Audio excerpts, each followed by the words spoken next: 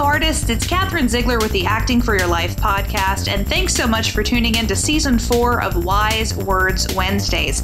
And thanks for celebrating with us 10 years of the Acting for Your Life program. We've been around since 2005 as a program to help artists find balance in life and career, and we thank you so much for tuning in with us today. Our special guest is Teresa Eyring. She is the Executive Director of Theater Communications Group in New York City, and if you're not familiar with TCG, you may be familiar with one of their publications, American Theater Magazine. Not only are they a publication house, but they are an organization that supports theaters across the United States, and their programs actually have a global reach. We're so excited that she could join us today. Hi, Teresa. Thanks so much for joining us on the Acting for Your Life podcast. Well, I'm really glad to be here. Thank you so much for inviting me. Well, it's a pleasure to have you here, and as we were talking just before the broadcast, I always like to ask the arts folks that are on the podcast how they got into the world of entertainment. If you could share for us a little bit about how you were pulled in the direction of arts administration and the work that you do. I was a lucky kid because I had parents who were very devoted to making sure that their children had access to the arts and that we would attend productions on a regular basis, that we would go to museums, that we would go to concerts. So at a young age, I was exposed to theater, music, dance, visual art, and at some point, I think I might have been seeing a touring production of Hair in Baltimore, where I grew up, and I was really intrigued by all of the entire production. I love the acting, of course, and I thought about whether it would be fun to be an actor, but I was especially intrigued by or wondering who's the person or the people who really pull it all together. Mm-hmm. And I didn't realize at the time that I was thinking about a producer, but later in life, when I was graduating from college and really trying to figure out what my career would be and what I was passionate about, I realized that was it. I had been really engaged with and a fan of the arts my entire life up to that point, and I wanted to find a way to really make sure that our communities would have strong arts organizations and artists would be supported. And I happened upon the idea or the possibility of becoming an arts administrator. Okay. So I went for it, and here I am today, still really excited to be the executive director of Theater Communications Group. Now, did you go to school for the work that you do? I know a lot of people listening. We have several folks who will say, well, how do you become a managing director?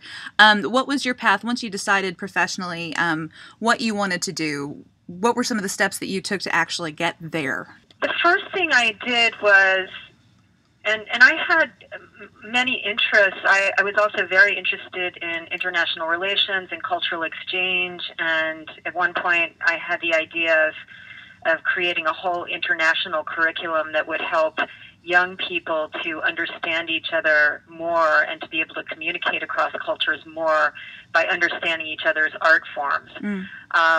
So I had multiple interests, but when I graduated, I decided that I wanted to dip my toe. I was working for an organization that was about addressing world hunger issues, mm-hmm. And I was working right next door to a theater company, which was the Woolly Mammoth in Washington, D.C. So okay. I managed to work in both places. So mm-hmm. I started by getting some professional experience in a theater. This is when Woolly Mammoth was a very young company based in Washington, D.C. Okay. And then I discovered that there were arts administration programs that I could, apply to and get a graduate degree in. So I applied to a number of schools and ended up going to the Yale School of Drama. Okay. So I graduated from there in 1989 and then proceeded to get hired at the Guthrie Theater as the assistant executive director. And from there, I just went and worked with increasing levels of responsibility in different theater organizations. Before you became executive director at TCG, you were the managing director, actually, of the Children's Theater Company of Minnesota. How did that work prepare you for the work you're doing now? Well, I was at the Children's Theater just before TCG, but I was managing director at the Wilma Theater in Philadelphia before that. And I mentioned the Guthrie as well.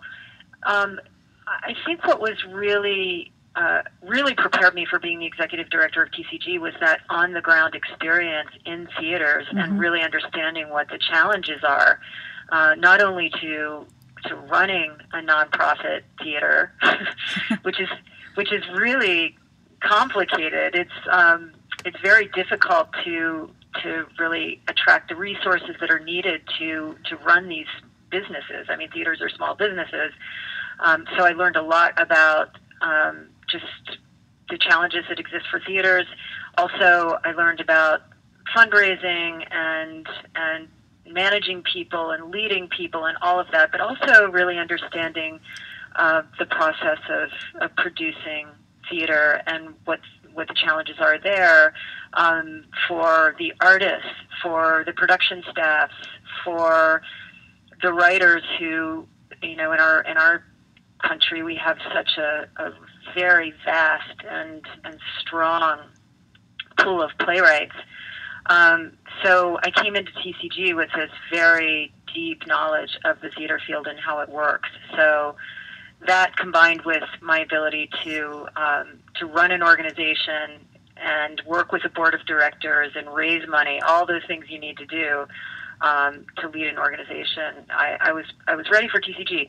I will say, however, that there's a big difference between being in one community and understanding the kind of ecology of the arts community in one city versus really being able to see field wide through an entire field nationally and even to some extent globally, to see what the dynamics are and what the challenges are that are affecting everyone, and to try to make decisions about what are the most effective possible programs that we can design and implement that will have a positive impact and strengthen our field. So I've been learning that. Not a big task, right? I've been at TCG. Now, I found out about TCG many, many years ago through my love of American Theater Magazine, but there are many people that are listening that may not know exactly what it is, the good works that you guys do. Give us just a basic rundown of why TCG exists and the different programs that you have available. That's great. I'm glad you asked that question. It is true that many people know us primarily by the magazine, American Theater, which now is both exists in a print version as well as online. We were originally founded to connect theater people early in our resident theater movement, so all the way back in the early 1960s, to connect them with each other so that they could learn from each other how to build, how to really build strong theater organizations. But it also was helping to connect artists with theater. So some of our early programs were auditions for students who were graduating from training programs. We also had a casting service at one point. But so we still maintain that core purpose of really bringing people together in the theater field to know each other, to network with each other, to learn from each other. We do that in many ways through conferences, teleconferences, webinars.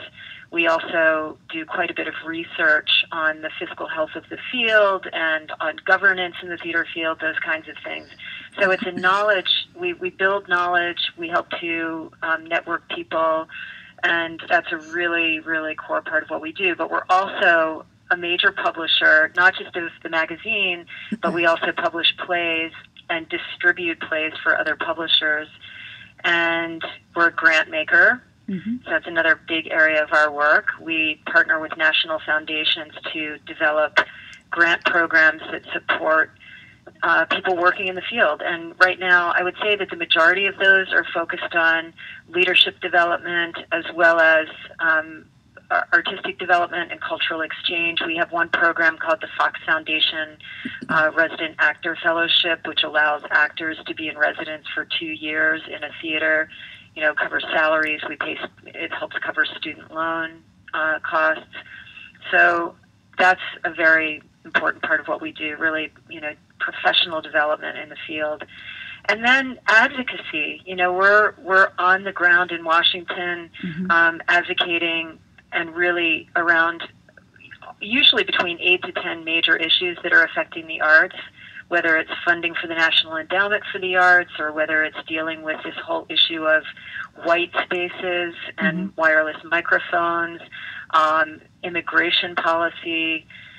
So it's an organization that has grown from being very small and focused on a young theater field to now trying to support this very robust and complex theater ecosystem that's developed over the last 50 years.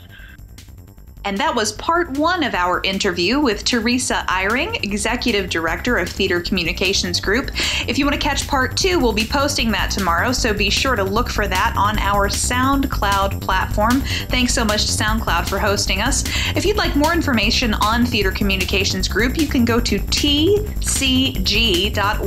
That's tcg.org. All of their programs and information are listed there, including different membership levels on how you can support the great work they do across the country and with their worldwide reach. Thanks again so much to Teresa. Part 2 will be posted tomorrow. If you're interested in more information on Acting for Your Life, please visit our website, acting4yourlife.com. That's acting4yourlife.com. You can also follow us on Facebook at Acting for Your Life. Thanks so much for tuning in. Tune in to part 2 tomorrow. Now go out there and break some legs.